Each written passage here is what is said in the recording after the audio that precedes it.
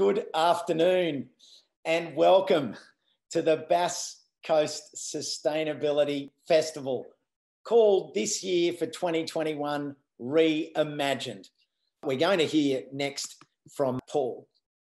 And Paul Hart is an architect and small farmer whose take on sustainability has been informed by his voluntary engagements over close to 4 decades.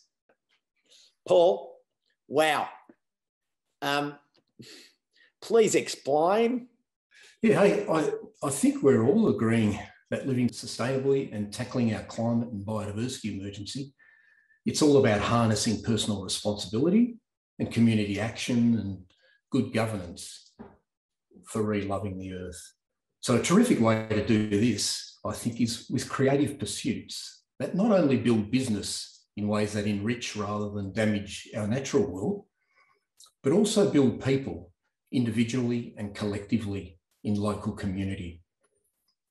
But unfortunately these days, still our dominant economic paradigm, it's with guarded, highly specialised and globally competitive delivery of products and services. And we architects, though not Zoe, we play into this big time when we birth monuments in our name. And that's a paradigm that disables local community.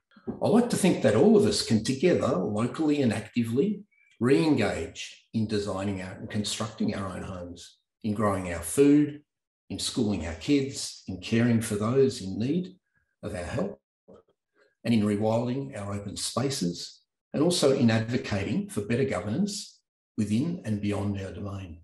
So if you've got a vibrant culture for local living, people like me, we can shift our professional role from one of delivering solutions to one of sharing expertise in our community. And if that's done locally, then community moves to the centre of a rich, collaborative and enabling creative process, which is where it ought to be. I'd like to quickly share with you a few of the interwoven opportunities that have come my way over the years here in South Gippsland. So that's engaging in projects where local really matters. So these are stories about trees. As most of you know, the bare hills of South Gippsland, they were once filled with towering blue gums and ferns and musk. And then they were no more. Not long after we found our little bare paddock here in 1987, we got replanting. And with a handful of awesome neighbours, we established the Archies Creek Reforestation Group. And so we teamed up with local farmers and helpers from both the city and the bush, and we fenced off and reforested creekside land between Western Port Bay and the Bass Coast, just as Costa explained in the intro.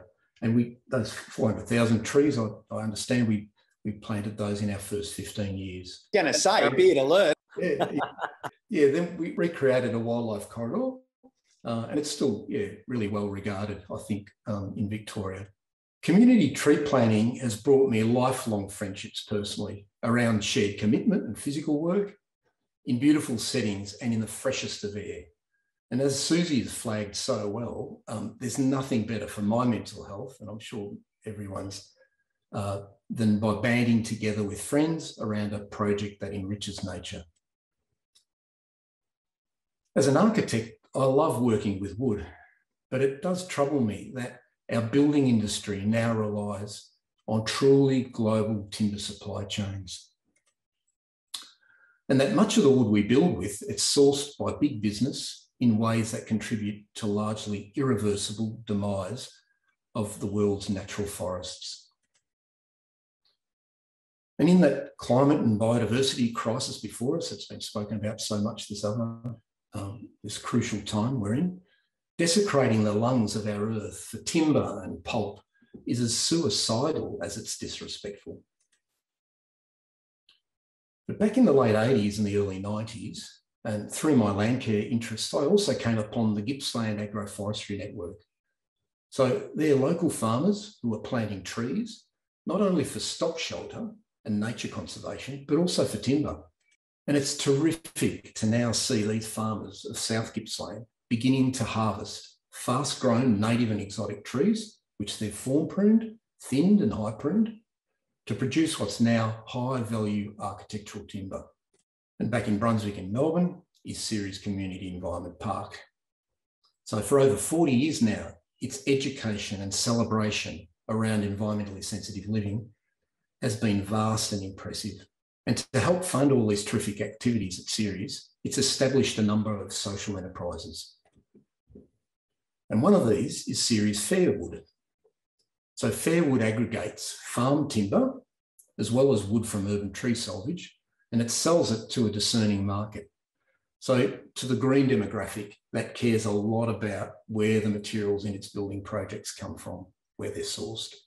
Fairwood connects city people to small Victorian tree farmers and sawmillers from South Gippsland and also elsewhere in Victoria, who'd otherwise really struggle to find, to sell and deliver to a market that's going to fully appreciate the farm-grown wood that they've got on offer.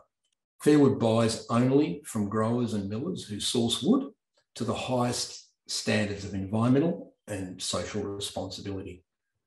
And it shares their stories directly with its customers, which is delightful. Those customers include building and landscape contractors, furniture makers, DIYers, anybody. So Fairwood business builds friendships and understanding between the city and the country, and it encourages farming families to replant their bare paddocks with trees, so both for conservation and for profit. So here we have high quality timber products supplied through a short, local, transparent and environmentally responsible and community supported not-for-profit supply chain. As Costa mentioned, we've also got quite a few fruit trees on our little patch at Rhinestone. And I'm one of an ever-increasing number of tiny primary producers who can't sell to the Epping market, to Coles or to Woolies. We couldn't even begin to compete on price with the food giants who normally supply these mainstream wholesalers and the retailers. But we can pick our produce and we can have it delivered super fresh, direct to the kitchens of our Melbourne customers within about 24 hours. And that's important for me with my feijoas because when they're gathered sweet and ripe, they have a fairly short shelf life. So to make that possible, I hook up with Fair Food, which delivers groceries to households across Melbourne. It's another Ceres social enterprise that supports regenerative farmers and it provides employment opportunities for new migrants in the warehouse in Preston. Like Fair Wood, it returns 100% of its profits to Ceres Environmental Education. Fair Food and Fair Wood, they pay their small local producers well and they keep things affordable for their customers. It is refreshingly fair. And when I drop off a trailer load of fruit to Ceres, I pick up a trailer load of waste from their microgreens enterprise, which then becomes terrific compost for our orchard. I also love it that every April, just before my feijoas are coming into season, Fair Food sends out a little story on social media to its customer community. And that links me personally to the handful of feijoas that'll arrive in the grocery box on their doorstep. It does this with all of its producers. And of course, Fair Food directly and delightfully connects city and country folk around food. As an aside, not exactly about trees, but this little Reforestation from the mid-1990s, it's my nephew, Jono. 30 years on, inspired by the Fair Food model and the Open Food Network, he and his partner, Jess, have set up a small community greengrocery in a southern Bayside suburb of Melbourne. They source almost all their fruit and veg from within 100 k's, so from the Mornington Peninsula and from this corner right here of South Gippsland. And they supply to homes within around only 4 k's of their little Bayside shop.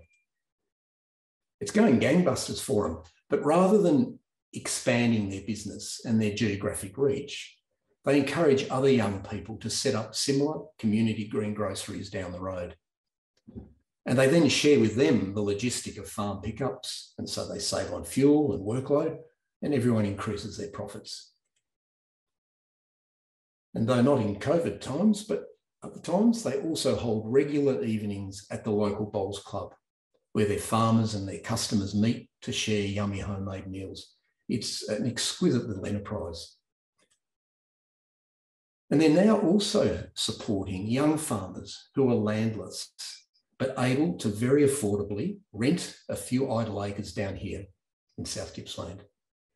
These energetic young'uns can make a respectable income growing fabulous fresh fruit and veg on quite small plots on order for Jono and Jess. Minimal capital investment, assured market, lots of healthy labour, old guard farmers enjoying some youthful company, smiles all round. So small local networks of community-supported agriculture and manufacture around food, wood and other products, it can be replicated many times over to serve, cultivate and connect communities from both the city and the bush. And without the devastating environmental footprint, social injustice and opacity that's attached to global supply chains. These little enterprises help to create the ties that bind us, to protect and regenerate our precious planet, and also towards a future in which local is really going to matter. So thank you, and thanks Costa and everybody.